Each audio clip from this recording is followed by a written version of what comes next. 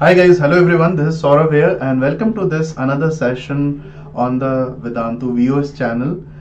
This session is for the KVPY SA aspirants, and it can be used for other people who are preparing for JEE, NEET, and other Olympiad exams as well. So just like every time, this Sunday I've bought the another unique concept which is known as the redox and the equivalent concept, and we'll discuss some very small nitty-gritties of this. It's not going to be a very lengthy session, so please stick with the session. Okay, I'm hoping that you are watching all the previous sessions and are taking benefit from it. So इसको भी अच्छे से देखिए और please try to take some benefit from it.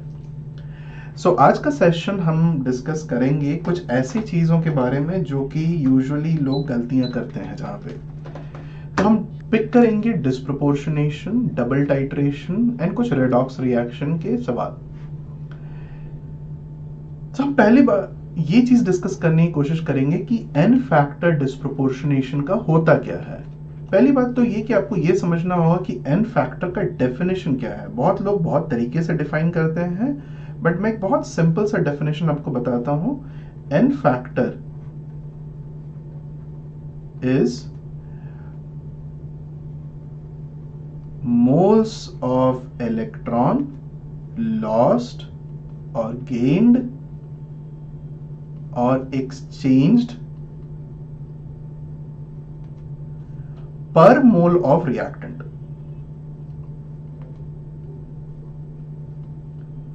Okay, कोई भी अगर एक रिएक्टेंट ऑक्सीडाइज हो रहा है या रिड्यूस हो रहा है या फिर उसमें डिस्प्रोपोर्शनेशन हो रहा है, तो एक्सचेंज ऑफ इलेक्ट्रॉन्स हो रहे हैं, तो आपको हमेशा ये कैलकुलेट करना है कि नंबर ऑफ इलेक्ट्रॉन्स कितने लॉस हुए हैं, कितने गेन हुए हैं या फिर कितने एक्सचेंज हुए हैं, एंड उसको जितने मोल ऑफ रिएक्टेंट्स हैं उससे डिवाइड कर देना है। ठीक है, सो एग्जैक्टली यही डेफिनेशन हम हर जगह यूज करेंगे। आपको और कोई डेफिनेशन यूज करने की जरूरत नहीं है। It's a very simple method, बहुत ही आराम से इससे कैलकुलेशन होते हैं। मैं एक सबको छोटा सा इलस्ट्रेशन दे देता हूं। जैसे कि मान लो Cr2O7 2 माइनस है और ये Cr3 प्लस में कन्वर्ट हो रहा है, तो सबसे पहले मास को बैलेंस कर देते हैं and we can see that chromium जो कि +6 ऑक्सीडेशन स्टेट में है वो +3 में चला जा रहा है। तो total positive oxidation state is +12 and total positive oxidation over here state over here is +6. total +12 कैसे आया? +6 times +2 +3 times +2, तो टोटल कितने इलेक्ट्रॉन्स गेन किए गए होंगे? 6 इलेक्ट्रॉन्स। तो अगर मुझे इसका n फैक्टर निकालना है तो n फैक्टर में क्या बोलूंगा कि number of moles of electrons gained, क्योंकि यहाँ पे गेन हो रहा है, divided by the moles of reactant, and यहाँ पे सिर्फ एक ही मोल रिएक्टेंट यूटिलाइज हुआ है, therefore the answer will be 6। Okay, answer will be 6। बहुत लोग बहुत सारे शॉर्टकट्स यूज करते हैं, बट आई वुड प्रेफर कि आप एक तरीके समझ लो and then you can use shortcuts. ठीक है, सो हमने करना क्या है कि today's discussion we have to discuss कि एन फैक्टर डिस्प्रोपोर्शनेशन का कैसे निकालते हैं। बहुत सारे फॉर्मूलाज एग्जिस्ट करते हैं बुक्स में, बट आई वुड से कि आप बहुत ही बेसिक्स फंडामेंटल लेके चलो। तो हम सबसे पहला ये रिएक्शन उठाते हैं, H2O2 H2O एंड O2 में डिस्प्रोपोर्शनेट कर रहा है। तो क्यों ये डिस्प्रोपोर्शनेशन हम बोल रहे हैं? बिकॉज ऑक्सीजन का जो ऑक्सीडेशन स्टेट है H2O2 में -1 है, H2O में -2 एंड यहाँ पे 0। सो इसका मतलब ये ऑक्सीजन रिड्यूस भी हो रहा है एंड ये ऑक्सीजन ऑक्सीडाइज भी हो रहा है। Okay, so there is simultaneous oxidation and reduction of the same species and therefore we call it disproportionation. Similarly, bromine over here is in 0 oxidation state, over here it is in -1 और ये +5। तो यहां से यहां जाते हुए ये reduction हो गया और यहां से यहां जाते हुए ऑक्सीडाइज हो गया। ठीक है, I hope this is clear to you कि डिस्प्रोपोर्शनेशन हम पहले क्यों बोल रहे हैं। अब हमें अगर एन फैक्टर निकालना तो बहुत तरीका सिंपल है। पहले हम ये लिखते हैं ऑक्सीडेशन रिएक्शन हम लिख देते हैं। तो ऑक्सीडेशन रिएक्शन अगर हम लिखते हैं, सबसे पहले अगर आप मुझे आपको ऑक्सीडेशन रिएक्शन या रिडक्शन रिएक्शंस आपको लिखने हैं and you want to write the total number of electrons which are lost और गेन्ड, सबसे पहले आपको मास को बैलेंस करना होगा. सो टोटल नंबर ऑफ, और मास किसका, जिस स्पीशीज को आप ऑक्सीडाइज कर रहे हो या फिर जिस स्पीशीज को रिड्यूस कर रहे हो उसको. सो हाइड्रोजन को हम ध्यान नहीं देंगे, will focus on the oxygen atom, oxygen 2 and oxygen 2. So mass is balanced and therefore oxidation state over here is, oxidation state over here is -1 and it is turning to 0. So I will write -2 turning to 0 and so it is losing 2 electrons. and अगर मैंने ये तो oxidation के लिए लिखा, अब मैंने reduction के लिए अगर लिखा तो क्या लिखा जाएगा, H2O2 turning into H2O 2H2O, क्योंकि पहले H2O था. अब सिंस ऑक्सीजन अंदर प्रोडक्ट साइड बैलेंस्ड नहीं है तो उसके आगे 2 लगा देंगे. ये मत सोचो कि हाइड्रोजन बैलेंस नहीं हो रहा, ओवरऑल बाद में जब आप देखोगे तो हाइड्रोजन बैलेंस हो चुका होगा. So oxygen -1, total negative oxidation state is -2 on the, so total negative कितना हो गया, 2 times -1 that is -2 और यहाँ पे 2 ऑक्सीजन each in -2 तो -4, तो -2 चला जा रहा है -4 में. सो यहाँ पे भी इसने 2 इलेक्ट्रॉन्स को गेन किया. इसको आप इस तरह से भी लिख सकते हो, 2 times -1 is turning into 2 times -2. ये 2 कहां से आया, यहाँ पे लिखा गया है, एंड ये 2 कहां से आया, ये यहाँ पे लिखा गया. तो अब देखिए नंबर ऑफ ऑक्सीजन एटम्स जो इन्वॉल्व हो रहे हैं इसी तरह से चेंज कर रहे हैं. Okay, please do not only look at the oxidation state because it will get a incorrect answer. अब मैं इसको अगर दोनों को ऐड कर दूं, दोनों रिएक्शंस को ऐड कर दूं, then I will get 2H2O2 giving rise to 2H2O plus O2. हो गया, आपके रिएक्शन पूरा बैलेंस हो चुका है. Now comes the very important point कि n फैक्टर आप क्या बोलोगे. तो अगर आपसे पूछा जाए n फैक्टर इन ऑक्सीडेशन, मान लो ये बोला गया n फैक्टर H2O2 का निकालो ऑक्सीडेशन में, तो आप क्या लिखोगे, 2 मोल ऑफ इलेक्ट्रॉन लॉस हुए हैं पर मोल ऑफ H2O2, तो आप लिख दोगे 2. सिमिलरली अगर आपको बोला जाए n factor of H2O2 in reduction, तो 2 मोल इलेक्ट्रॉन गेन किए गए for every mole of H2O2 and so it will be 2. But if you are asked कि n फैक्टर रेडॉक्स में क्या होगा, then what you will do is total electrons exchange कितने हुए हैं. यहाँ पे तो इलेक्ट्रॉन्स लॉस भी हो रहे हैं, गेन भी हो रहे हैं, तो टोटल इलेक्ट्रॉन्स एक्सचेंज कितने हुए हैं, n फैक्टर इन डिस्प्रोपोर्शनेशन और रेडॉक्स. यहाँ पे ये जो ये जो रेडॉक्स है डिस्प्रोपोर्शनेशन टाइप का है. सो n factor number of electrons loss या गेन कितने हो रहे हैं, 2. कितने मोल H2O2 के लिए, 2 मोल H2O2 के लिए. सो आंसर हो जाएगा 1. ये आपका आंसर होना चाहिए. A lot of people make a mistake by writing it as 2. lot of people make mistake by writing it as 2, जो कि आंसर होगा n factor of oxidation of H2O2 or n factor of reduction of H2O2. n factor of H2O2's disproportionation will be 1. ठीक है, चलो same concept यहां पे apply करते हैं ब्रोमीन वाले केस में. तो हम यहां पे लिख सकते हैं bromine turns into 2Br minus, और इस चेंज के लिए it must have taken up 2 electrons. Similarly bromine changes to BrO3 minus, and mass on the right hand side is not balanced, so I will put 2 over here. Do not worry about the oxygen atom. So this is in +5 oxidation state. It is turning, it is going from 0 to total positive oxidation state कितना है, +10, क्योंकि +5 on 2 bromine makes it +10. So दोनों bromine +0 से +5 जा रहे हैं, तो total change कितना हो गया, टोटल इलेक्ट्रॉन कितने का लॉस हुआ, 10 इलेक्ट्रॉन्स का. अब इसको 5 से मल्टीप्लाई करते हैं एंड इस दोनों रिएक्शंस को हम ऐड कर देते हैं. When I add these 2 reactions I will be getting something like this. बताओ, 5 + 1 6Br2 giving rise to 10Br minus plus 2BrO3 minus. अब सेम फॉर्मूला यहां पे लगाया जाए, बताओ टोटल नंबर ऑफ इलेक्ट्रॉन्स जो कि एक्सचेंज हुए हैं डिस्प्रोपोर्शनेशन में, n factor of disproportionation, total number of electrons कितने एक्सचेंज हुए हैं। ऐसा तो नहीं कि 10 + 10 20 कर देंगे हम, 10 इलेक्ट्रॉन्स का लॉस 10 इलेक्ट्रॉन्स का गेन, इवेंचुअली हमारे पास एक्सचेंज 10 इलेक्ट्रॉन्स का ही हुआ है। सो 10 इलेक्ट्रॉन्स का एक्सचेंज एंड कितने मोल्स ऑफ Br2 के लिए, 6 मोल्स Br2 के लिए, तो इसका आंसर हो जाएगा आपका 5/3। ये काफी सारे शॉर्टकट से भी आप निकाल सकते हो। 5/3 जो आपका आंसर निकला है वो n फैक्टर ऑफ ब्रोमीन हो जा रहा है डिस्प्रोपोर्शनेशन में when it is turning into Br minus and BrO3 minus. हर समय डिस्प्रोपोर्शनेशन में ये नहीं होगा, हो सकता है कि BrO माइनस बन रहा है आपके पास और BrO4 माइनस बन रहा है, but remember in this for this specific reaction it is turning out to be 5/3। n factor fractional हो सकता है, आप देख रहे हो n फैक्टर फ्रैक्शनल हो सकता है। Now one important idea over here is, मान लीजिए कि आपने इस पूरे रिएक्शन को 2 से डिवाइड कर दिया, ओके, सिंप्लीफाई कर दिया to get the simplest terms in front of it. तो आपने ये लिख दिया 3Br2 giving rise to 5Br minus plus BrO3 minus, आपने ये लिख दिया, ओके।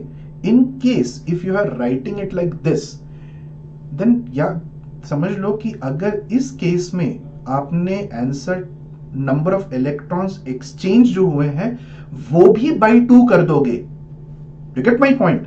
पहले वाले रिएक्शन में टोटल इलेक्ट्रॉन्स एक्सचेंज हो रहे थे 10, लेकिन अब पूरे रिएक्शन को ही आपने हाफ कर दिया है, तो नंबर ऑफ इलेक्ट्रॉन्स एक्सचेंज भी हाफ हो जाएंगे। सो अब इलेक्ट्रॉन्स एक्सचेंज 5 हो जाएंगे और आपको डिवाइड करना पड़ेगा 3 से, क्योंकि यहां पे number of moles of reactant 3 है। अगर आपने ये एडजस्टमेंट नहीं किया नंबर ऑफ इलेक्ट्रॉन्स एक्सचेंज का, then after dividing you will end up making a mistake. So याद रखिए, अगर आपने पूरे रिएक्शन को किसी एक नंबर से डिवाइड कर दिया है तो जितने इलेक्ट्रॉन्स एक्सचेंज हुए हैं वो भी उस नंबर से डिवाइड हो जाएंगे। Okay, is that clear? I hope you understood this. So अब इससे आगे बढ़ते हैं, let's move on to n factor for acid and base. ये काफी इजी सा चीज है, सबको मालूम होता है कि n फैक्टर फॉर एसिड और बेस हम ये लेते हैं number of removable H plus और OH माइनस आयॉन्स। ये हो जाता है n फैक्टर फॉर एसिड और बेस। जिस तरह से HNO3 एक मोनोप्रोटिक एसिड है या फिर मोनोबेसिक एसिड है, उसी तरीके से आप लिख सकते हो सोडियम हाइड्रोक्साइड एक मोनो एसिडिक बेस है, क्योंकि ये एक OH माइनस ही बाहर देता है। तो आप इनके लिए जो n फैक्टर लिखते हो, इसका n फैक्टर आप लिख दोगे 1,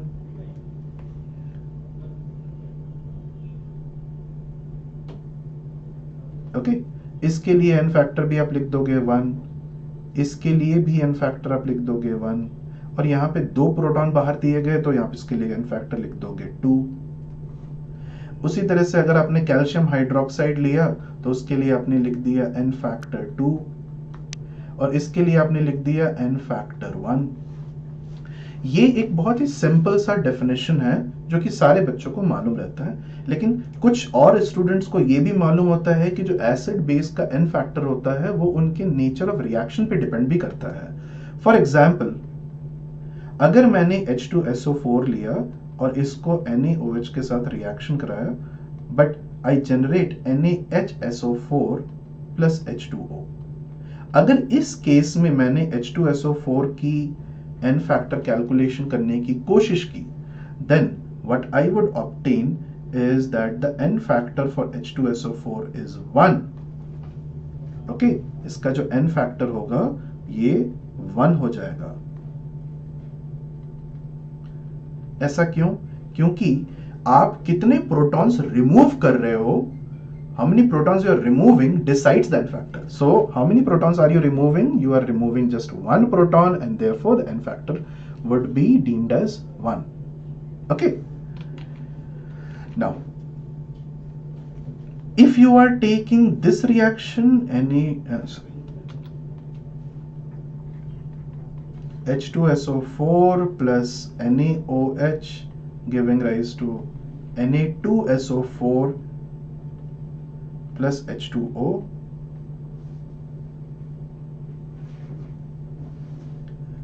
Okay, in this case the n factor will be 2, क्योंकि आप देख रहे हो यहाँ पे दोनों प्रोटॉन्स को आपने हटा दिया है. ठीक है. अब चलिए इसका हम एक एडवांस्ड एप्लीकेशन देखते हैं. अगर मान लो कि ये रिएक्शन दिया गया आपको और इसमें बोला गया आपको इसका n फैक्टर निकालने को, तो क्या n फैक्टर 1 होगा या फिर n फैक्टर कोई और नंबर होगा? So let's see. ब्रोमीन, ये रिएक्शन हमने पहले भी देखा था. अभी I am just writing that reaction once again. Bromine को आपने कन्वर्ट किस में किया था? Br माइनस में, NBrO3 माइनस में. नाउ इसको जब हमने बैलेंस किया था then we had obtained something like this. देखिए 6Br2 10Br माइनस, तो मैं वो लिख देता हूं 6Br2 10Br minus 2BrO3 minus. Okay, that I have written over here. Now, what you can see is that the oxygen is not balanced. Okay, oxygen atoms are unbalanced. So to balance oxygen atoms, and let's say it is being written, NaOH देख के तो मुझे लग ही रहा है ना कि it is being balanced in a basic medium. So let's try to balance the oxygen atoms. So 6Br2 है, 10Br minus plus 2BrO3 minus. Oxygen को बैलेंस करने का तरीका बेसिक मीडियम में ये है कि जहां भी ऑक्सीजन आपको एक्सेस दिखता है वहां पे आप जितने एक्सेस ऑक्सीजन दिख रहे हैं उतने वाटर ऐड कर दो. तो आपको कितने एक्सेस ऑक्सीजन दिख रहे हैं? 3 times 2 6. तो आप 6 वाटर ऐड कर दीजिए और दूसरे साइड में उतने जितने आपने ऐड किए हैं यहाँ पे वाटर, उनका डबल OH माइनस ऐड कर दो. 12 OH माइनस. ओके, सो जहां भी ऑक्साइड आपको एक्स्ट्रा दिख रहा है वहां पे आप एक वाटर मॉलिक्यूल ऐड करो और दूसरे तरफ में 2 OH माइनस ऐड कर दो. ये बैलेंस करने का तरीका है ऑक्सीजन को इन बेसिक मीडियम. ना OH माइनस तो NaOH से मिला होगा, तो इसको हम फिर से लिख देते हैं in terms of NaOH. Na तो एक स्पेक्टेटर आयन है, उसकी कोई रिएक्शन में काम हो नहीं रही है. So I just write this reaction. Overall reaction will look like this: 12 NaOH plus 6Br2 which gives rise to 10 NaBr plus 2 NaBrO3 plus 6H2O. अब देखिए पूरा का पूरा रिएक्शन बैलेंस हो चुका है. यहाँ पे हम 12 लिख देते हैं, यहाँ पे 6, यहाँ पे 10, यहाँ पर 2 and over here 6. The whole reaction is balanced. Now if I want to calculate the n factor for NaOH, it is very important that you realize one fact. n factor of acid और base का जो previous हमने definition देखा था, it is valid only in a neutralization. ये जो होता है, this is valid for neutralization reaction. ये सिर्फ न्यूट्रलाइजेशन के लिए ही वैलिड होता है. This is not valid for a acid और a base which comes in a disproportionation, या फिर किसी रेडॉक्स रिएक्शन में अगर वो प्रेजेंट है, साइड में भी प्रेजेंट रहा और उसने सिर्फ आयंस प्रोवाइड किए, तो भी वो उसमें ये डेफिनेशन फिट नहीं बैठती है. Is that understood?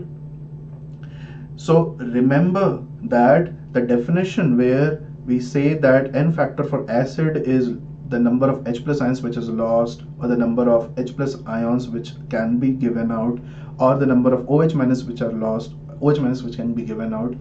This is valid only for a displacement reaction. When a base or an acid is present in a redox reaction, then you will not use this definition. At this juncture you will use a very interesting method. So अगर मैंने इस reaction को observe किया, okay, if I observe this reaction, can I से कि जो stoichiometric coefficient है H2SO4 का और NaOH का स्टोइकियोमेट्रिक कोएफिशिएंट ये रहेगा, हाँ ठीक है, एंड स्टोइकियोमेट्रिक कोएफिशिएंट है NaOH का, कैन आई से दैट ये जो स्टोइकियोमेट्रिक कोएफिशिएंट है 1 and 2, ये n फैक्टर ऑफ NaOH और n फैक्टर ऑफ H2SO4 का भी रेशियो है। देख लीजिए, स्टोइकियोमेट्रिक कोएफिशिएंट इसकी 1 है और स्टोइकियोमेट्रिक कोएफिशिएंट इसकी 2 है, n फैक्टर इसकी 2 है और n फैक्टर इसकी 1 है। तो अब देख लो, स्टोइकियोमेट्रिक कोएफिशिएंट क्या हो गया 1, ये हो गया 2, and this becomes 1 and this becomes 2। सो ये हमेशा ये एक्सप्रेशन वैलिड रहता है, चाहे कोई भी रिएक्शन आप ले लो, ठीक है। This expression is valid no matter whatever reaction you take. That means n factor times stoichiometric coefficient of reactant 1 will be equal to n factor times stoichiometric coefficient of reactant 2। तो अब हमें यही फॉर्मूले को यहां लगाना है। Please remember this formula. ये फॉर्मूला हर जगह वर्क करता है, किन्हीं दो रिएक्टेंट्स के बीच में आप ये रिलेशनशिप निकाल सकते हो। तो इसके लिए बस n फैक्टर हमें निकालना है। मैं ये बोल रहा हूं कि n फैक्टर इसका 1 नहीं है, सो इसका मतलब n factor is unknown. Let's see if it is 1 और नॉट। तो stoichiometric coefficient 12, n factor is unknown, stoichiometric coefficient is 6। हमने पहले इसका n फैक्टर निकाला था ब्रोमीन का, that was coming as 5/3। So now ये 2 हो गया। Therefore, n factor for NaOH, can I say, becomes 5/6. This is very unique. कहीं आपने नहीं देखा होता है कि n factor of NaOH turns out to be 5/6, और फ्रैक्शनल कभी नहीं दिखता है हमें हमेशा 1 दिखता है, बट यहाँ पे फ्रैक्शनल हमें दिख रहा है, इसलिए क्योंकि ये एक रेडॉक्स रिएक्शन में पार्टिसिपेट कर रहा है ये बेस। ओके, बेस के ऊपर कोई रेडॉक्स चेंजेस नहीं है, but since it is participating in a redox reaction, it is present with a redox reaction, तो हमारे पास इसका n फैक्टर चेंज हो जाएगा। देयरफॉर अगर आपसे किसी ने पूछा कि भाई इसका इक्विवेलेंट वेट बताओ NaOH का, ओके, सो इक्विवेलेंट वेट NaOH का यूजुअली आप क्या लिखते हो, molecular weight upon n factor, weight upon n factor. और हमेशा हम क्या कर लेते हैं, मॉलिक्यूलर वेट 40, n फैक्टर 1, तो 40 बोल देते हैं। लेकिन यहाँ पे अगर इस केस में मैंने ये किया तो वो गलत हो जाएगा। I will have to use this value, और ये मिलके हमारा 48 ग्राम्स हो जाएगा। तो आप देखिए जो इक्विवेलेंट वेट आ रहा है हमारा, वो मॉलिक्यूलर वेट से भी ज्यादा आ रहा है। Is that understood? I hope you realize the fact, the gravity of the situation कि ये n फैक्टर हमने कैलकुलेट कैसे किया इस पर्टिकुलर स्पीशीज का। ठीक है, चलिए let's apply the same concept on this reaction. Okay, थोड़ा सा लंबा सा रिएक्शन है, बट लेट्स पिक, जब भी ऐसा कोई रिएक्शन आपको दिखते हैं तो सबसे पहले you pick those parts which are undergoing the change in oxidation states, and बाकी जो एसिड एंड बेस है उनको बाद में आप बैलेंस कर ले सकते हो। तो हमारे पास Fe2+ is turning into 2Fe3+। इसको बैलेंस करने के लिए मैं यहाँ पे 2 लिख देता हूं, and we are getting Cr2O7 2-, we've been given Cr2O7 2-, and it is turning into 2Cr3+। Mass of chromium is already balanced, so +2 +3, there are 2 ions of +2, 2 ions of +3, so total loss of electrons is 2 electrons, अब यहाँ पे total gain of electrons कितने का होगा, ये +6 में present है, ये +12 changes to +6, so there are 6 electrons which are gained. इसको मैं 3 से मल्टीप्लाई करता हूं, दोनों को ऐड कर देते हैं। ऐड करने के बाद हमारे पास आएगा क्या, देख लीजिए, 3 times 2 6 Fe2 plus Cr2O7 2 minus, which gives rise to 6 Fe3 plus 2 Cr3 plus। अब मुझे इसको थोड़ा रीअरेंज करना है। ओके, आप ये देखो, पहले इसको रीअरेंज करने से पहले मुझे ऑक्सीजन को बैलेंस करना होगा। ये जो 7 ऑक्सीजन है, इनको बैलेंस करने के लिए आई नीड 14 H+ आयॉन्स, और यहां पे मैं 7 H2O लिख दूंगा। Okay, I'll add 14 H+ and I'll add 7 H2O. Perfect. Now ये 14 H+ आ कहां से रहे होंगे? These 14 H+ must be coming from H2SO4. तो चलिए इस रिएक्शन को फिर से हम अरेंज कर देते हैं।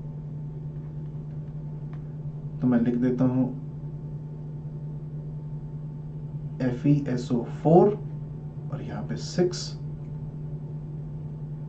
प्लस K2Cr2O7 H2SO4 14 H+, मतलब मैं ऐसा लिख सकता हूं 7 H2SO4 and this will give rise to K2SO4 plus 6 Fe3+. So I will write 3 Fe2SO4 whole thrice plus 2 Cr3+, so Cr2SO4 whole thrice, and water जो बाकी बचे हुए हैं वो मैं यहाँ पे लिख देता हूँ, so 7 H2O। अब देख लीजिए, हमारे पूरा रिएक्शन हमारा बैलेंस हो चुका है। अब काम आता है कि हम निकालें कि H2SO4 का N फैक्टर क्या है। What is the N factor? Okay, तो देखिए तरीका ये सब सेम कंसेप्ट जो पिछले बार हमने यूज किया था, let's use it once again.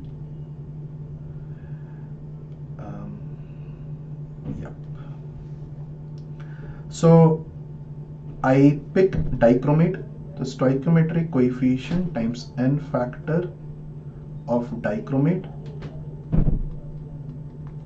which will be equal to the stoichiometric coefficient times N factor of H2SO4. हम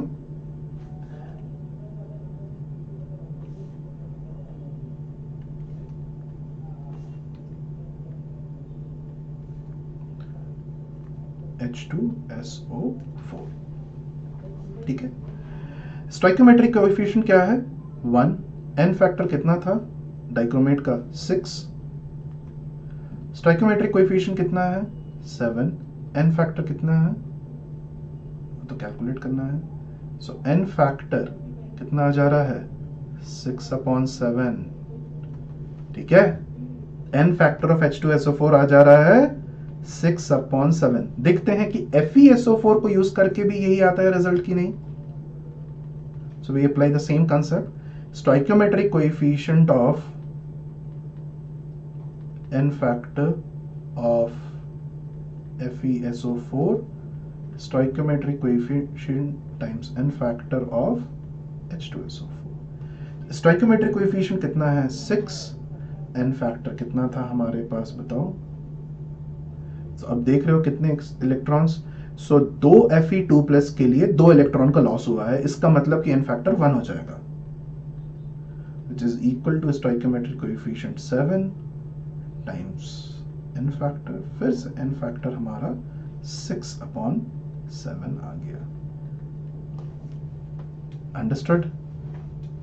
it's very interesting to note that कि हमारे पास एसिड्स और बेस के जो N फैक्टर हैं वो फ्रैक्शनल आ रहे हैं।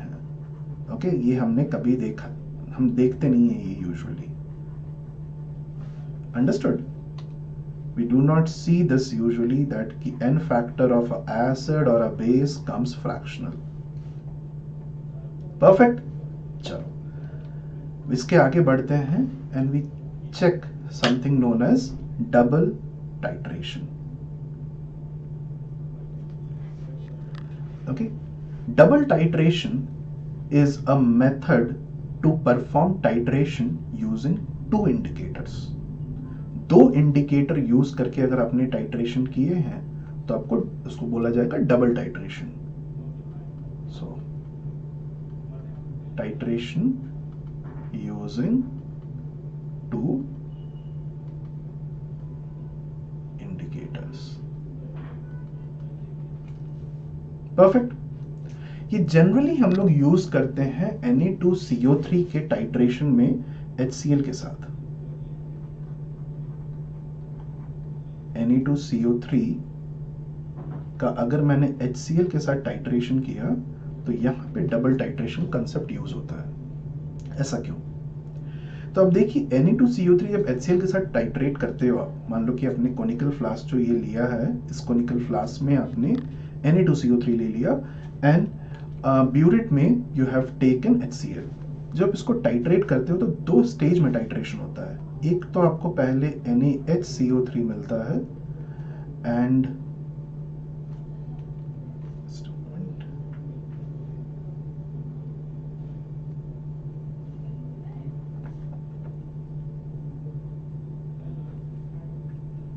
you will get NaCl and दूसरा आपको मिलेगा ऐसा,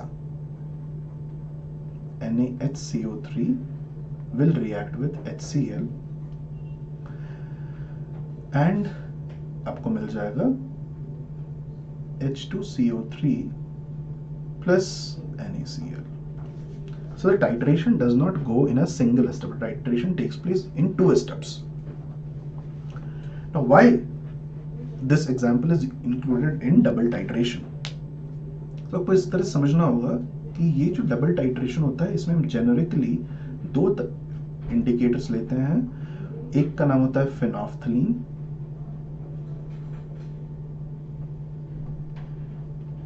and one is methyl orange.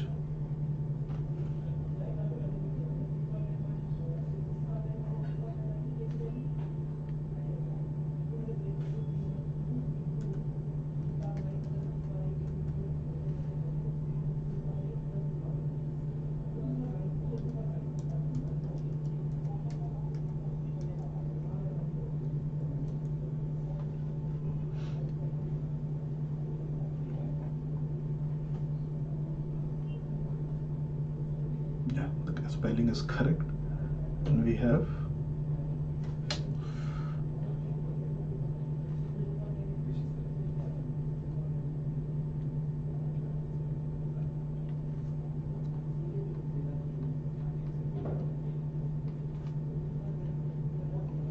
Methyl orange. ये दो इंडिकेटर होते हैं। अब इंडिकेटर जो होते हैं, इंडिकेटर्स आर वेरी स्पेसिफिक। एक चीज आपको जाननी होती है कि indicators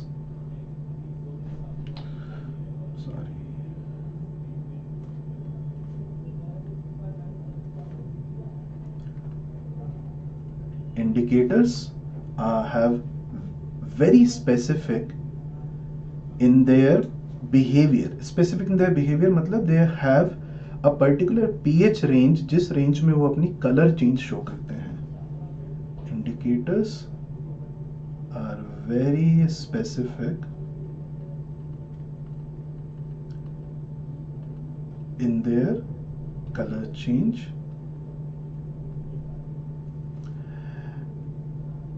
and this color change occurs in a specific pH range। ठीक है?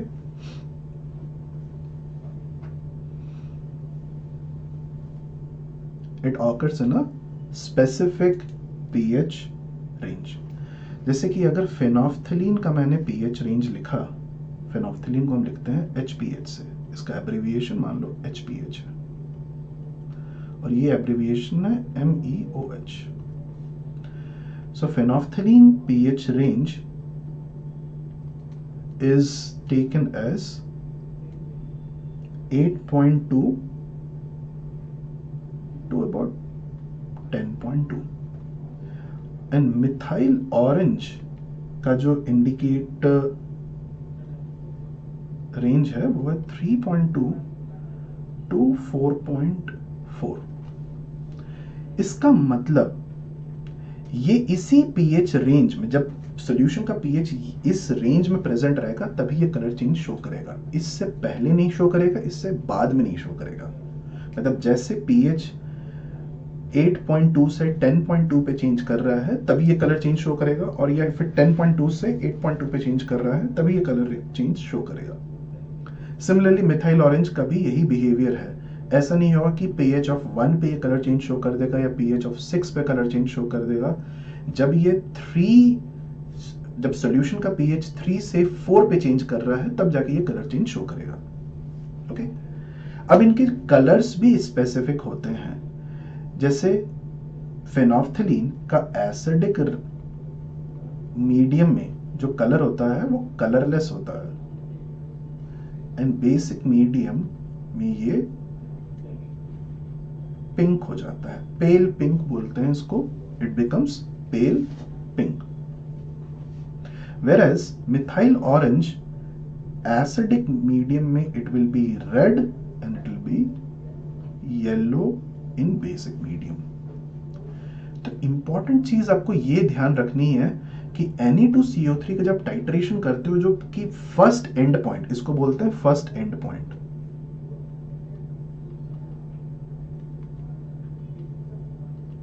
Why it is called first end point? क्योंकि पहली बार यहाँ पे अगर आपने फेनोफ्थलीन यूज करके अपने इस टाइट्रेशन को किया है, मान लो कि आपने स्टार्टिंग से फेनोफ्थलीन डाला, अब टाइट्रेशन करो, स्टार्टिंग से फेनोफ्थलीन डाल रहे हो, तो इस जैसे ही सोडियम बाइकार्बोनेट बनता है वैसे ही फेनोफ्थलीन का कलर पिंक से कलरलेस में चेंज कर जाएगा, पिंक टू कलरलेस में हो जाएगा। इसका मतलब phenolphthalein can only tell the change of Na2CO3 to NaHCO3। मतलब सॉल्यूशन का जो pH रहता है, सॉल्यूशन का जो pH रहता है वो इस टाइम पे अराउंड 8 या उससे कम रहता है। अब उसमें आप और एक्सेस HCl डालोगे तो कलर फिर से और चेंज नहीं करेगा, इसीलिए हम इसको फर्स्ट एंड पॉइंट बोलते हैं, क्योंकि ये पहली बार हमें दिखता है कलर चेंज होता हुआ। हम ये मान लेते हैं कि इस टाइम पे जितने भी Na2CO3 सॉल्यूशन में थे वो सारे के सारे NaHCO3 में कन्वर्ट हो चुके हैं, लेकिन सॉल्यूशन में तो कंप्लीट न्यूट्रलाइजेशन हुआ नहीं, क्योंकि NaHCO3 भी एक बेसिक सॉल्यूशन है, तो हम उसमें और HCl ऐड करते हैं। लेकिन इस टाइम पे हम कलर चेंज फेनोफ्थलीन को यूज करके नहीं ऑब्जर्व कर पाएंगे। We will be able to observe the colour change using methyl orange. So over here second end point is observed using methyl orange, first end point is observed using phenolphthalein, and methyl orange पहले क्या रहा होगा, methyl orange के लिए pH of 8 is basic, क्योंकि देखिए 4 से ज्यादा है वो। ओके, हर इंडिकेटर के लिए एसिड या बेसिक का डेफिनेशन डिफरेंट होता है। जैसे कि मेरे लिए कोई जोक फनी होगा वो आपके लिए नहीं होगा, ओके, या आपके लिए कोई जोक फनी होगा वो मेरे लिए नहीं होगा। सो सिमिलरली फेनोफ्थलीन के लिए 8 से ऊपर का कोई भी pH, 10 से ऊपर का कोई भी pH बेसिक हो जाता है, और 8 से नीचे का कोई भी pH उसके लिए एसिडिक रहता है। मिथाइल ऑरेंज के लिए 3.2 से नीचे का कोई भी pH एसिडिक जैसा वो ट्रीट करता है, और 4.4 से ऊपर का कोई pH वो बेसिक जैसा ट्रीट करेगा। तो मिथाइल ऑरेंज का कलर येलो पहले रहेगा, और वो जैसे ही H2CO3 बनेगा H2CO3 बनते ही हमारे सॉल्यूशन का pH 3.2 से नीचे गिर जाएगा और वो हमारा कलर चेंज रेड में हो जाएगा। Is that clear? यही होता है डबल टाइट्रेशन। अब इसके ऊपर क्वेश्चंस काफी तरह के बनते हैं। Let's look at one such question. Okay, a solution contains sodium hydroxide and sodium carbonate. 25 cc of this solution requires 25.13 cc of 0.0972 for neutralization and 35.1 when methyl orange indicator was used. अब देखो, दो different indicators लिए हैं और दो different amount of reaction बताया गया है। आपको ये पूछा है कि बताइए सोडियम हाइड्रोक्साइड और सोडियम कार्बोनेट का वेट पर लीटर ऑफ सॉल्यूशन कितना है, इसको सॉल्व कैसे करेंगे। तो मान लेते हैं कि जो 25 सीसी सॉल्यूशन था उसमें x ग्राम NaOH था एंड y ग्राम Na2CO3 था। ठीक है, अब केस 1 हमारा ये है कि हमने जब HCl लिया फेनोफ्थलीन के प्रेजेंस में, तब हमें सर्टेन वॉल्यूम कंज्यूम हो रहा है। तो जब फेनोफ्थलीन के प्रेजेंस में हम HCl यूज करते हैं तो इन प्रेजेंस ऑफ HPH हम कौन कौन से चेंजेस ऑब्जर्व कर पाएंगे। मतलब जब ये कंज्यूम हो, जब फेनोफ्थलीन कलर चेंज करेगा तो हम कौन कौन से चेंजेस यूज ऑब्जर्व कर पाएंगे। तो NaOH का NaCl में कन्वर्जन हम ऑब्जर्व कर पाएंगे, ऑल्सो Na2CO3 का NaHCO3 में कन्वर्जन ऑब्जर्व कर पाएंगे। सो इसमें n फैक्टर इसकी 1 हो जा रही है और इसमें भी n फैक्टर इसकी 1 है। तो हम इसको लिखते हैं। तो अगर n फैक्टर 1 है तो इक्विवेलेंट वेट कितना हो जाएगा 40, और इसमें इक्विवेलेंट वेट हो जाएगा मॉलिक्यूलर वेट के जस्ट बराबर 106। सो इसको लिखा जाए, पहला इक्वेशन हम ये लिख सकते हैं कि x ग्राम डिवाइडेड बाय 40, ये weight by equivalent weight gives me the number of equivalents, और इस एंड y अपॉन 106, और इसको अगर मैंने 1000 से मल्टीप्लाई कर दिया तो हमें मिली इक्विवेलेंट्स मिल जाएंगे। हम मिली इक्विवेलेंट्स में क्यों कन्वर्ट करें, क्योंकि यहाँ पे वॉल्यूम आपको मिलीलीटर्स में, millilitres times, so volume in ml times normality is number of milli equivalents, volume in litres times normality is number of equivalents. So 25.13 times 0.0972 इतने मिली इक्विवेलेंट्स यूटिलाइज किए गए हैं फर्स्ट केस में। And second case में यही चीज अगर मैंने लिखा तो मिथाइल ऑरेंज के प्रेजेंस में जो Na2CO3 in presence of MEOH, NaOH भाई साहब आपके NaCl में कन्वर्ट होते हैं and Na2CO3 gets converted to H2CO3। तो n फैक्टर इसका तो उतना ही बना रहता है, लेकिन इसका n फैक्टर 2 हो जाता है। Okay, so if I look at the relevant equation for second, I'll write x upon 40 plus y upon 53, क्योंकि इक्विवेलेंट वेट आपका कितना हो जाएगा, molecular weight divided by n factor, and n factor is 2, so times 1000 is equal to 35.1 times 0.0972 normal. तो हमारे पास ऐसे दो equation आ गए, इक्वेशन 1, इक्वेशन 2। मैं करता क्या हूं, subtracting 1 from 2। अगर मैंने 1 को 2 से सब्ट्रैक्ट कर दिया तो ये x अपॉन 40 गायब हो जाएगा, और y अपॉन 106 और y अपॉन 53, तो y अपॉन 53 या y अपॉन 106 का डिफरेंस जो होगा वो y अपॉन 106 ही आएगा, times 1000 which will be equal to this will be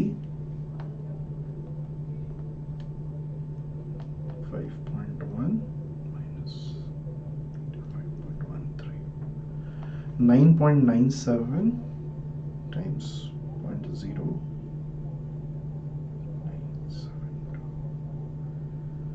So this becomes 0.969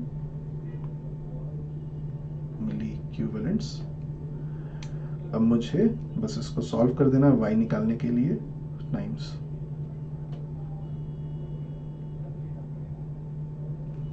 सो इसका आंसर y यहां से हमें मिल जा रहा है 0.102 ग्राम्स। और ये कितने में प्रेजेंट है? 25 सीसी में ना, 25 सीसी हमें निकालना कितने में है? पर litre. So if this is present in 25 cc, so in 1 liter कितना हो जाएगा?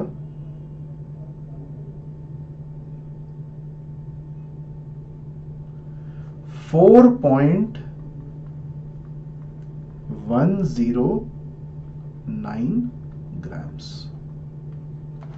ठीक है, it will come as to be 4.109 grams। Same values आप रख दीजिए वहां पे। Is that understood? Same values आप वहां पे रख, इस इक्वेशन में रख दो आप, क्योंकि y अपॉन 106 टाइम्स 1000 इज 0.969, तो 5.13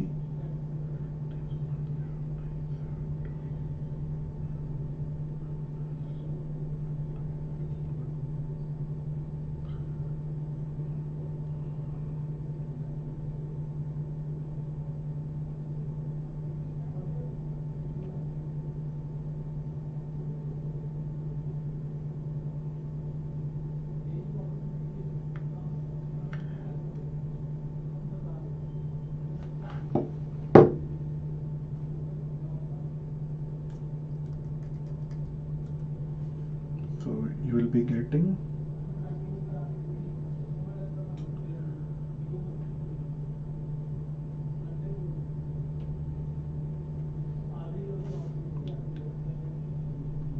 'So x upon 40 times 1000 will be equal to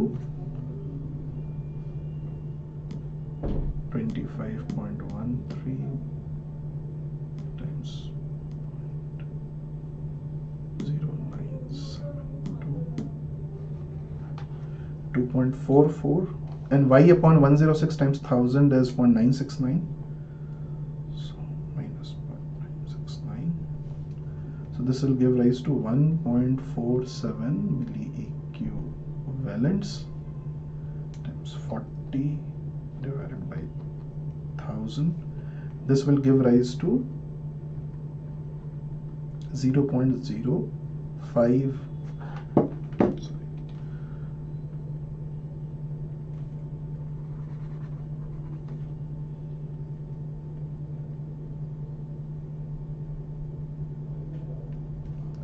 this will give rise to 0.0589 grams in 25 cc। 1 litre में कितना हो जाएगा? 2.35 grams in 1 liter।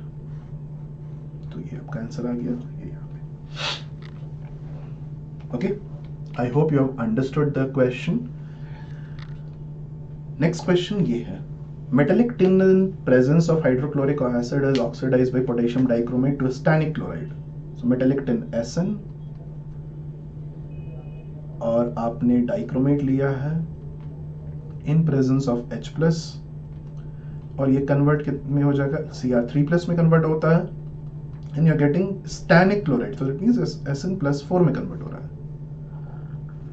What volume of deci-normal solution would theoretically be reduced by 1 gram of tin? हम देखते हैं, हम इसको इस तरह से लिखेंगे, milli equivalents of tin will be equal to milli equivalents of Cr2O7 2 minus, ये ऐसे लिखा जाता है.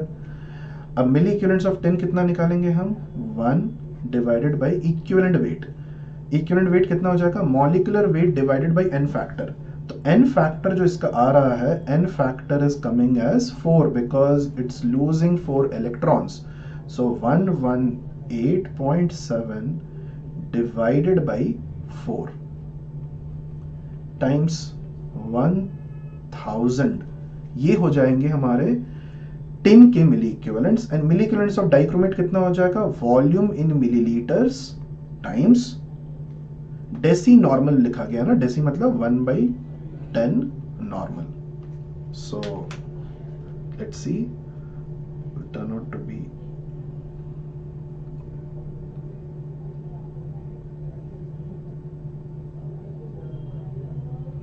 so it will turn out to be, this volume in milliliters will turn out to be 336.9 ml. It's as simple as that. So बस मिली equivalents of reactants को equate कर दीजिए. जिन चीजों के बारे में पूछा गया है उनको इक्वेट कर दो, आपका आंसर आ जाएगा. Okay, this is your homework, this is your teaser problem. This is your homework. इसको सॉल्व कीजिए and please do let me know in the comment section that what is the answer to this. You can send me your replies at saurav.goswami@vedantu.com. ठीक है? So that's all for today, guys. Before leaving, let me tell you a bit about some important messages. Okay, so ये सारी चीज़ें आपको मैंने पहले बताई हैं, लेकिन let me just reiterate these things. So JEE mains का एग्जामिनेशन हो चुका है and people who are willing to ace JEE advanced with the best ranks possible, जो उनके दिमाग में जहाँ वो जाना चाहते हैं, अगर उसमें if they're interested to, please navigate to the links given below for the Vedantu Eklavya program. Okay, everything that is being done in Eklavya will help you ace JEE advanced with the best possible ranks. Okay, next topper pod के बारे में और topper batches के बारे में जो भी information रहती है, ये टॉपर नोटिस बोर्ड पे रहता है. Please navigate to these thing. JEE Advanced 2022, I've already told you, navigate to Eklavya, the Telegram channel. We keep posting our updates and we will post about the new entry points. And 2023-2024 can also find description given below so that they can navigate to those descriptions and they can use those descriptions to identify what is the best way to come inside Vedantu and to learn from the best teachers which are in the country. Okay, so that's all for today, guys, and I hope you enjoyed the session. Please try to apply these concepts in your study of stoichiometry and redox reactions, and that's it. So this is Saurav Goswami signing off, and I wish you all the very best. Bye bye, guys.